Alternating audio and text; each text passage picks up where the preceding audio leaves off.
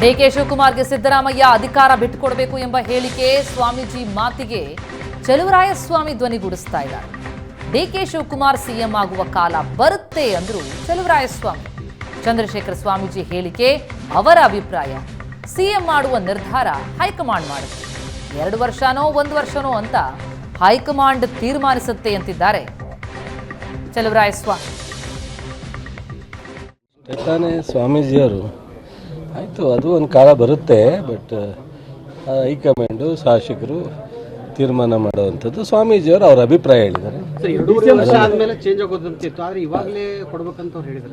ಅದೆಲ್ಲ ನಮಗೆ ಒಂದು ಪಕ್ಷ ಇದೆ, ನಮ್ಮ ಪಕ್ಷದಲ್ಲಿ ಹೈಕಮಾಂಡ್ ಇದೆ, ಅದನ್ನು ಮೀರಿದಂಥ ಶಾಸಕರಿದ್ದಾರೆ.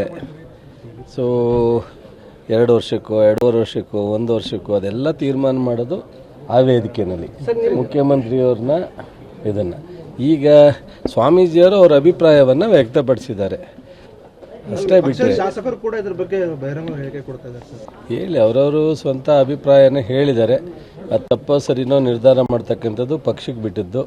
ಬಟ್ ಅಲ್ಟಿಮೇಟ್ ಯಾರು ಎಷ್ಟೇ ಹೇಳಿದ್ರೂ ಪಕ್ಷವೇ ತೀರ್ಮಾನ ಮಾಡುತ್ತೆ. ಪಕ್ಷಕ್ಕೆ ಈಗ ಅವರು ಒಬ್ಬರು ಡಿ ಕೆ ಶಿವಕುಮಾರ್ ಪಕ್ಷದ ಅಧ್ಯಕ್ಷರಾಗಿದ್ದಾರೆ.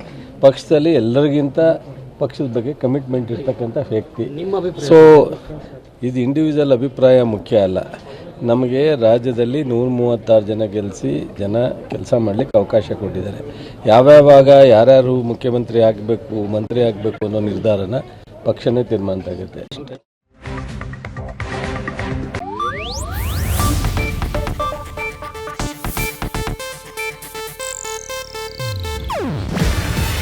ಇದು ಏಷ್ಯಾನೆಟ್ ನ್ಯೂಸ್ ನೆಟ್ವರ್ಕ್ ಪ್ರಸ್ತುತಿ.